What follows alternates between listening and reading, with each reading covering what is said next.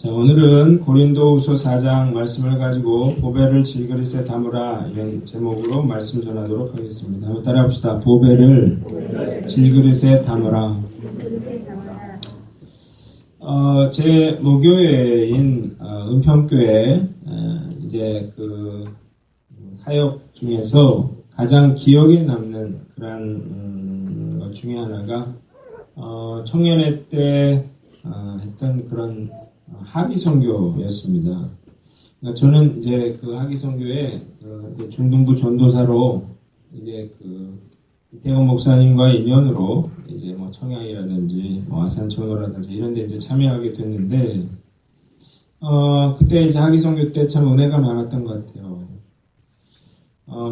그 문제가 많던 그런 청년들 또 되게 힘들어하던 청년들도 학위 선교 갔다 오면 이렇게 막 좀 변화되는 그런 모습들이 있었어요. 생각해보면 뭐 별다르게 뭐 생각한 것도 아닌데 가서 이제 아이들에게 복음을 전하고 아이들 데려 성경학교 해주고 그리고 이제 교회 수건 사업들 뭐 담 같은 거 거기에 이제 그림 같은 거 그려주기도 하고 무너진 것들 다시 수리해주는 그런 일들을 했어요. 그리고 노인들 이렇게 초청을 해가지고 노인잔치를 했습니다. 그때 이제 그 아산천호 때는 기억이 나는 게 이정민 아나운서가 그때 이제 아나운서를 준비하고 있을 때였는데 그때 노인잔치를 했는데 참 잘하더라고요. 그래서 제가 정말 잘한다 그랬는데 유명한 아나운서가 됐죠. 그때 이제 제가 이제 본 게 뭐냐면 복음의 능력이라고 하는 거. 그게 이제 뭐냐 이거를 제가 확실하게 본 거죠. 이 청년들이 그 한 영혼에게 예수님을 전하겠다 그런 마음을 가지고 이제 예수님을 전하기 시작했는데 이러면서 이제 그 놀라운 복음의 능력이 나타났어요.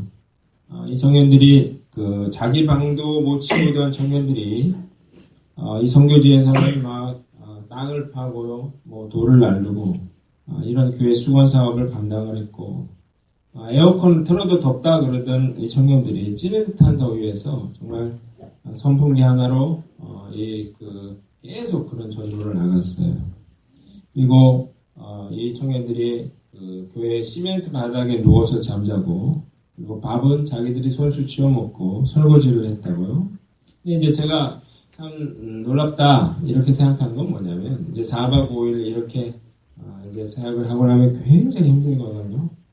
근데 이제 차 속에서 벌어진 일들인데 자는 청년이 하나도 없고 이제 선교 때 있었던 일들을 나누고 이야기하고 이러느라고 한 사람도 자지 않고 웃고 떠들더라고요.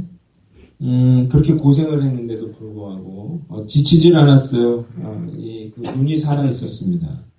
이 교회로 이제 들어왔더니 그 당시에 이제 한 뭐 4교회 뭐 이런 식으로 그 미리 이게 선교를 한 그런 뭐 경산이라든지 뭐 이런데 그 미리 갔다 온 그런 청년들이 마중을 나와 있는데 이제 버스가 도착을 했더니 막 박수를 치고 막 소리를 지르고 막 이렇게 해주더라고요. 그리고 나서 이제 같이 모여서 이제 청년 예배를 드렸는데 정말 그 예배에는 환호와 기쁨과 감사와 찬양과 눈물이 있는 그런 참 예배였어요. 제가 이제 확실하게 깨달은 건 복음의 능력이라고 하는 것이 정말 대단하구나 라고 하는 것입니다.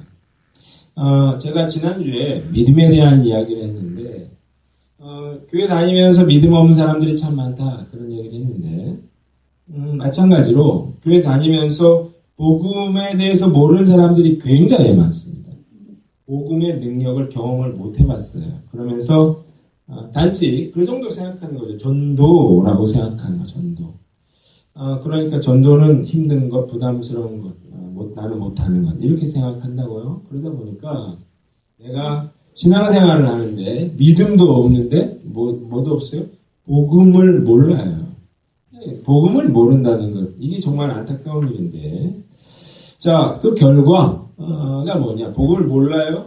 그 결과 복음의 능력을 소유할 수 없게 된다는 거예요. 복음의 능력을 모르는 성도들이 특징이 있습니다. 대표적인 특징이 뭐냐면 낙심한다는 것입니다.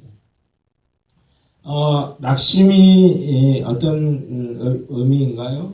낙심이라고 하는 것은 내가 바라던 일이 이루어지지 않아서 마음이 상한 상태를 말합니다. 자식 때문에 마음이 상했어요. 사업이 어려워서 낙심했어요.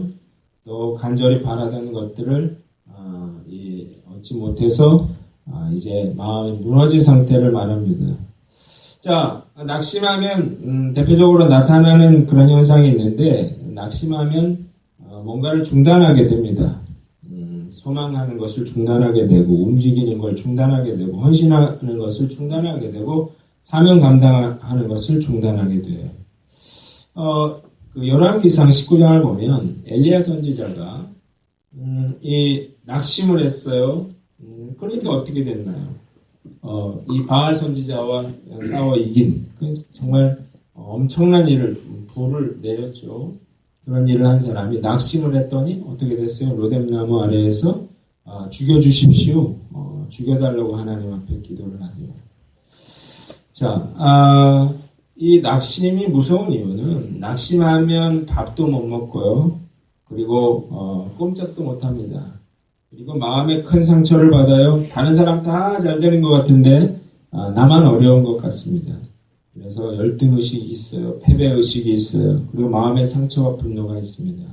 소망을 잃어버리니까 그러니까 참 하루하루가 참 힘든 그런 삶을 살게 되는 거죠.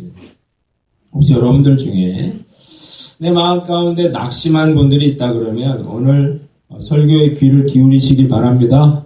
우리가 이 복음의 능력을 소유하면 그 낙심을 어떻게 해요? 우리가 내 동댕이 칠 수가 있어요.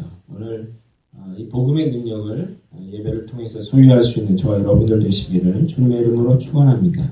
오늘 본문에 이 사도 바울 이야기가 쭉 나오는데요. 사도 바울이야말로 정말로 낙심할 만한 사람이었어요. 정말 어려운 일들을 많이 겪은 사람이었는데 1절을 볼까요? 1절 보니까 그러므로 우리가 이 직분을 받아 긍휼하심을 입은 대로 낙심하지 아니하고 그랬다고요. 자, 사도 바울은 어떤 일에도 낙심하지 않았는데 이 사도 바울이 힘들었던 이유 중에 하나가 이 고린도 교회의 여러 가지 일들이었습니다. 바울이 고린도 교회를 개척을 했는데 이 교회는 맨날 당파를 이루어서 싸웠습니다. 그리고 음란한 일들이 일어났어요. 이단 사상이 퍼져나갔고 우상을 숭배하는 일이 나타났어요. 이런 것도 힘든데 여기 보니까 직분에 대한 이야기가 나오잖아요. 자, 이건 뭐냐면 그 고린도 교회 교인들이 사도 바울의 사도의 자격을 시비 걸었다는 거죠. 그러니까 당신은 사도가 아니다 이렇게 이야기를 했어요. 그래서 바울이 정말 큰 상처를 받았죠. 자, 그런데 이런 상황에서도 뭐라고 말하고 있어요? 사도 바울은 내가 낙심하지 않는다 그렇게 말했어요. 그 이유가 뭐냐는 거죠. 사도 바울이 이렇게 힘든데도 낙심을 안 했는데 그 이유가 오늘 7절에 나옵니다. 7절을 같이 한번 읽어볼까요? 우리가 이 보배를 같이 한번 읽어봅니다. 시작. 우리가 이 보배를 질그릇에 가졌으니 이는 심히 능력을 하나님께 있고 우리를 잃지 아니하는 자, 사도 바울이 어떤 상황에서도 낙심하지 않을 수 있었던 이유는 뭘 가지고 있대요? 보배를 질그릇에 가지고 있대. 질그릇은 자기 육체겠죠. 자, 보배를 가지고 있었대요. 그래서 어떻게 해요? 낙심하지 않았다는 것이죠. 자, 이 보배가 뭐냐? 이게 바로 그의 안에 임하신 예수 그리스도요 복음의 능력이다라고 하는 것입니다. 자, 오늘 한 가지 말씀드릴 건데요. 한번 따라합시다. 복음을 소유한 자의 능력. 자, 이 바울처럼 복음을 소유하면 어떤 일이 일어나는가, 어떤 능력이 생기는가, 이게 이제 쭉 나와 있어요. 8절에 보니까 우리가 사방으로 우겨쌈을 당하여도 쌓이지 아니하며 그랬습니다. 자, 첫 번째로 사방으로 우겨쌈을 당해도 쌓이지 않는다 그렇게 이야기를 했습니다.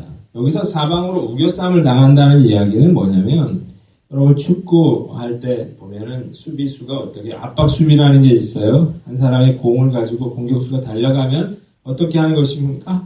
한 3명, 4명이 그 사람을 둘러싸서 공을 빼앗는 거, 그걸 말하는 거거든요. 여기서 우겨쌈을 당한다. 이 말이 이제 이런 상황이죠. 사도 바울은 빠져나갈 곳이 없을 정도로 궁지에 몰렸습니다.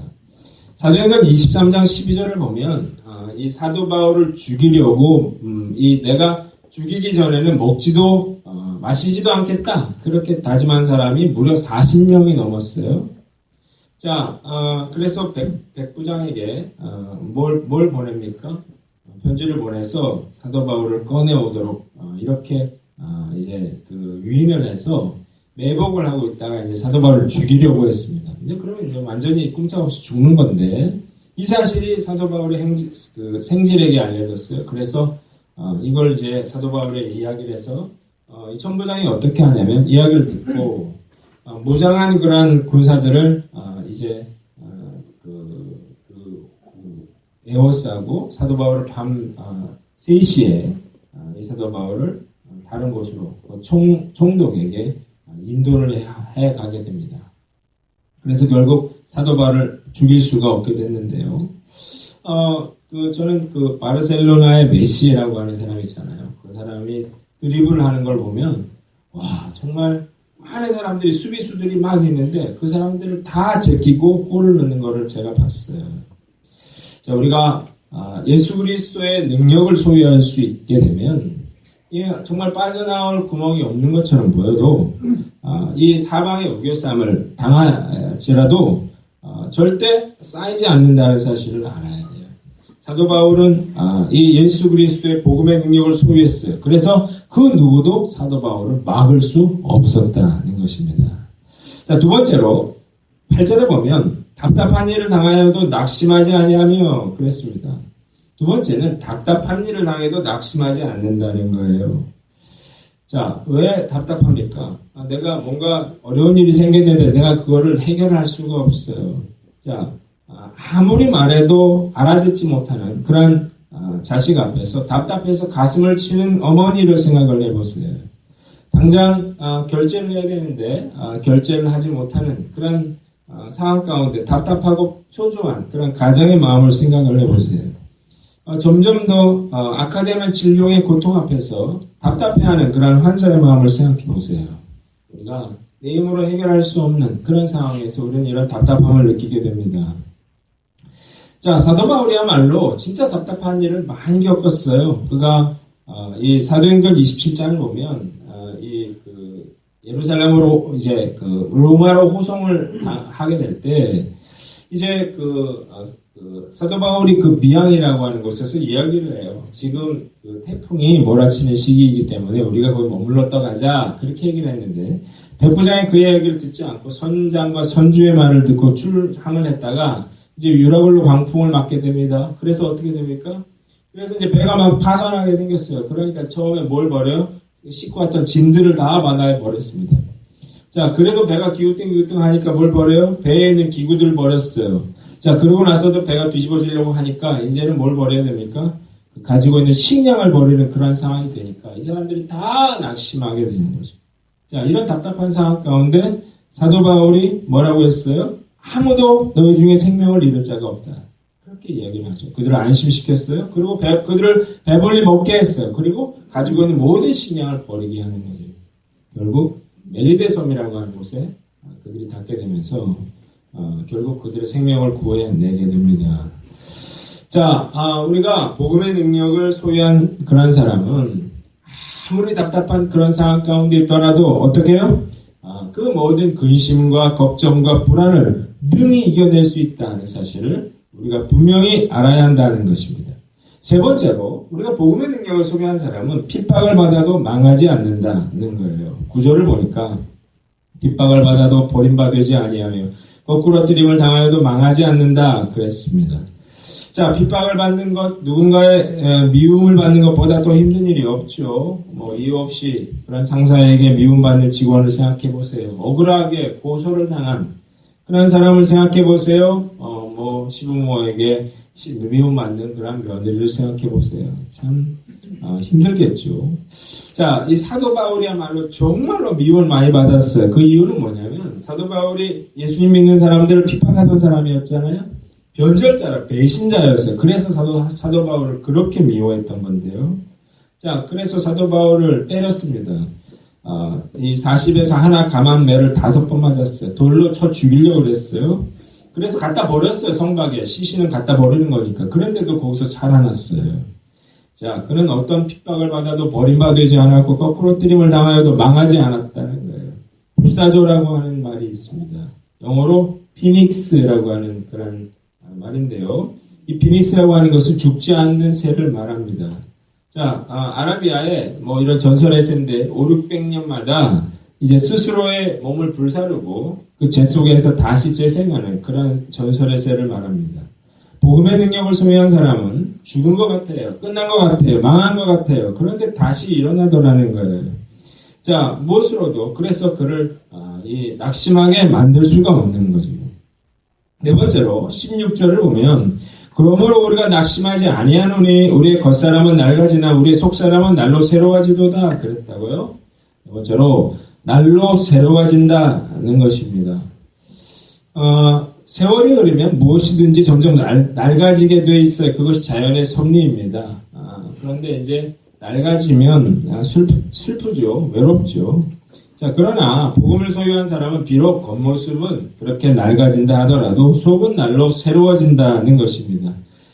디모데후서 4장에 보면 사도 바울의 최후의 모습이 기록되어 있는데요. 비록 지금 머리는 백발이 됐고 아주 얼굴에는 깊은 주름이 있어요. 자, 이 3차례 선도 여행으로 그는 이제 많이 늙었습니다. 자, 그리고 이제 자기의 죽음을 예감하고 있는 그런 상황인데도 이런 상황에서 뭐라고 해요? 7절에 보면 나는 선한 싸움을 싸우고 나의 달려갈 길을 마치고 믿음을 지켰으니 이제 후로는 나를 위하여 의의 면류관이 예비되었노라. 이렇게 당당히 외치고 있습니다. 겉모습은 노인이었지만 그의 속사람은 청년이었어요. 왜 그래요? 복음으로 날마다 새로워졌기 때문에. 그래서 낙심하지 않을 수 있었던 거예요. 나이 든 여자들의 대표적인 행동이 있는데 그것은 사진 찍기를 싫어한다는 것입니다. 그러니까 내가 사진 찍기를 싫어한다 그러면 어떻게 된 거예요? 내가 이제 나이가 들었구나 그렇게 생각을 하면 됩니다. 자, 왜 사진 찍기를 싫어하냐면 사진이 잘 안 나오기 때문이에요. 근데 이제 사실 명확히 말하면 사진이 잘 안 나오는 게 아니라 사진이 너무나 정확하게 나오는 거죠. 그래서, 저도 이제 가끔 사진 속에 이렇게 저를 보면 되게 낯설 때가 있어요. 야, 이 나이 든 아저씨는 누구냐. 그런 생각이 들 때가 있는데, 되게 보면 40이 넘은 여자들은 사진 찍기를 싫어하는 것 같은데, 40이 넘어도 사진 찍는 걸 좋아하는 여자들이 가끔 있습니다. 우리 교회도 한 2분 있는 것 같아요, 2분. 그런데 이제 중고등학생들이나 청년들을 보면 어떻게 합니까? 날이면 날마다 입을 이렇게 하고 이제 사진을 찍거든요. 이 얼짱 각도가 있대요. 그래가지고 겁나 그걸 찍어가지고 하는 짓이 보면 맨날 먹을 거 찍는 거하고 자기 얼굴 찍는 거하고 이게 동일한 것 같은데 그러면서 이제 페이스북에 올려놓으면 도대체 얘가 누구냐 이런 생각이 들 때가 좀 완전 딴 사람이에요, 딴 사람. 젊음을 자랑하고 싶은 그런 거죠.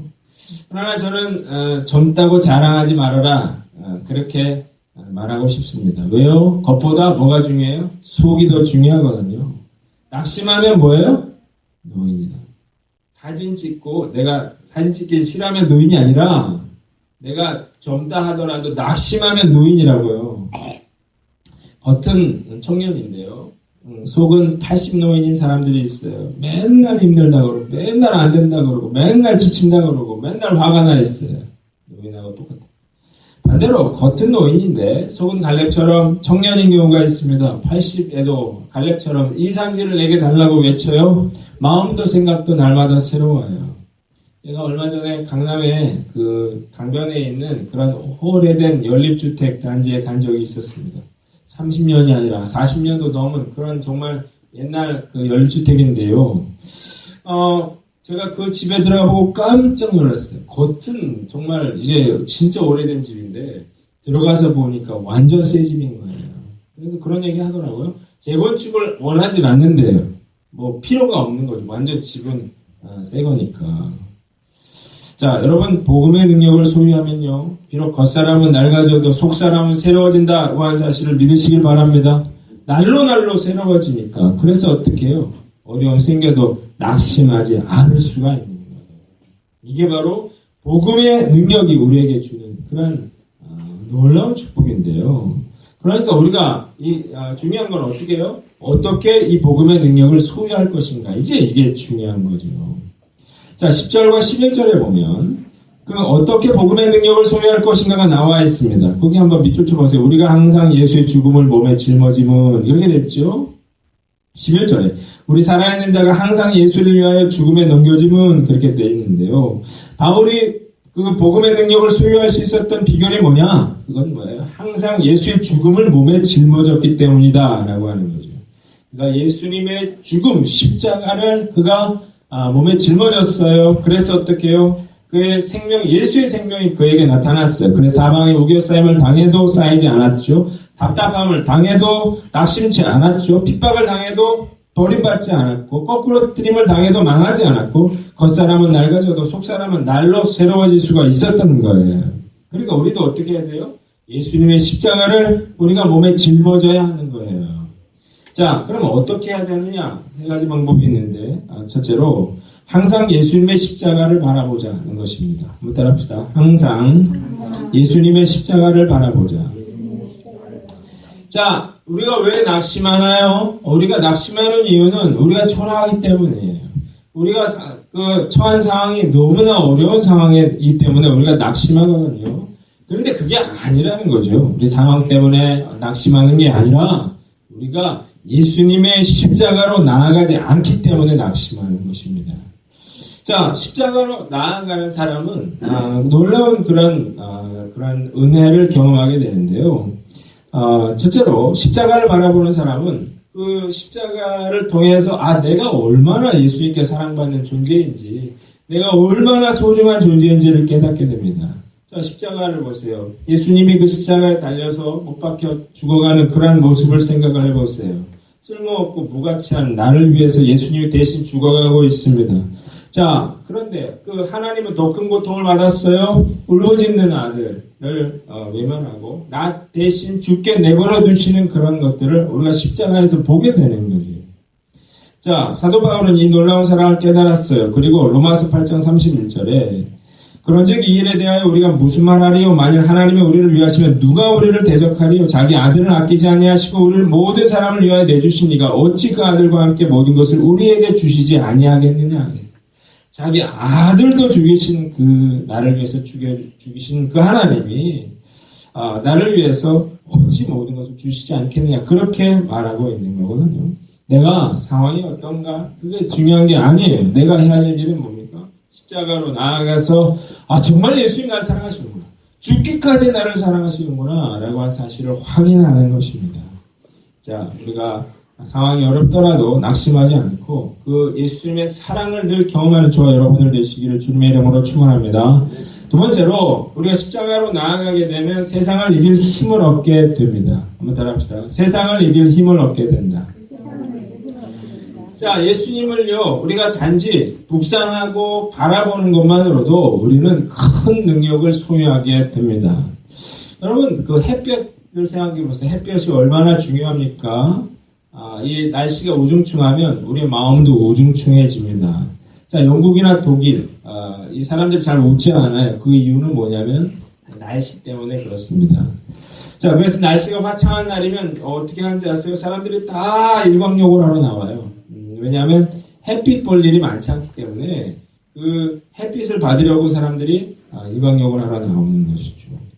자, 햇볕 받아야 되는 것입니다. 요즘 태양열 에너지가 각광을 받고 있는데요. 태양열 에너지를 모아가지고 전기로 사용합니다. 여름에는 그걸로 에어컨을 틀고 겨울에는 온풍기를 돌립니다. 자,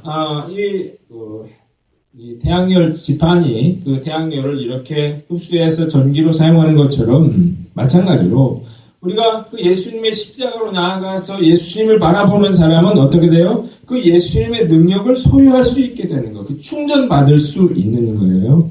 자, 왜 힘든 거예요? 우리가 그 예수님의 능력을 내가 충전받지 못하기 때문에 힘든 거거든요. 핸드폰 배터리도 우리가 충전이 안 돼 있으면 계속 꺼지랑 말랑 그러면 작동이 안 되잖아요. 자, 우리의 힘의 원천은 예수님께 있습니다. 아멘.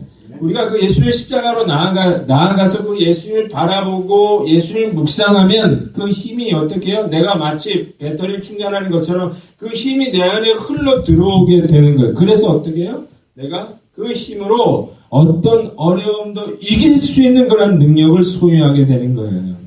자, 우리가 알겠죠? 내가 햇볕 받는 게 얼마나 중요한지를 아는 사람이라면 우리가 해야 될 일은 어려운 상황이라고 낙심하거나 좌절할 게 아니라 우리가 예수님께 나아가서 어떻게 해요? 그 능력이 내게 충전되도록 그렇게 기도하며 나아가는 저와 여러분들 되시기를 주님의 이름으로 축원합니다. 세 번째로 우리가 십자가로 나아가게 되면 거룩하게 된다는 것입니다. 따라합시다. 거룩하게 된다.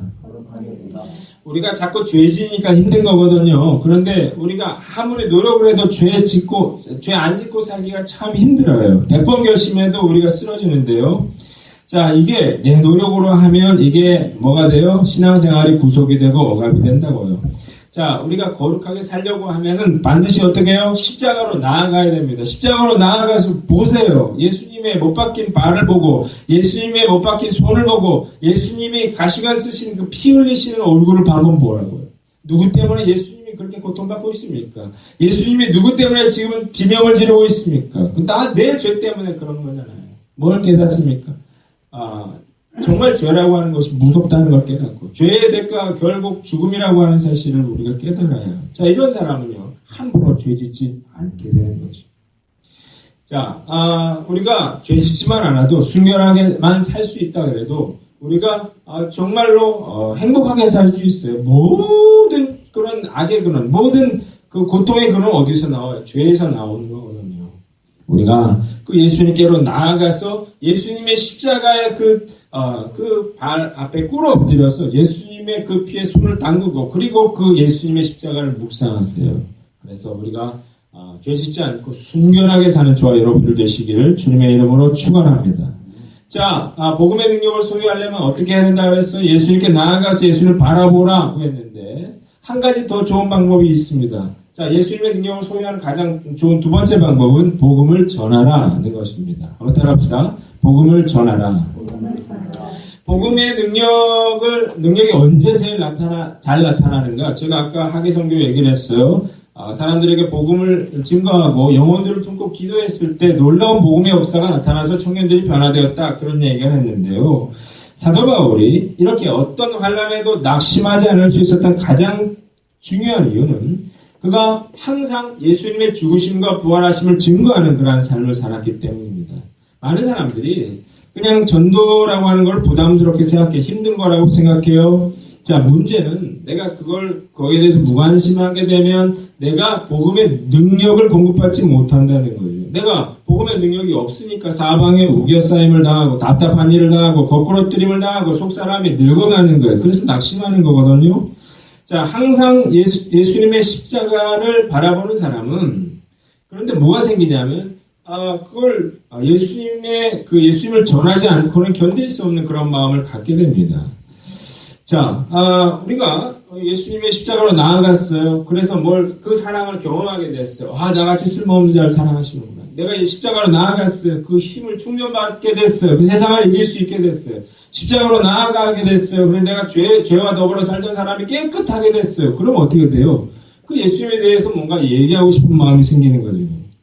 자, 우리가 인터넷 쇼핑을 하다가 요즘 2월 되다 보니까 막 털옷 이런 것들 있잖아요. 그런 거 막 90% 세일 막 이래가지고 막 나온단 말이죠.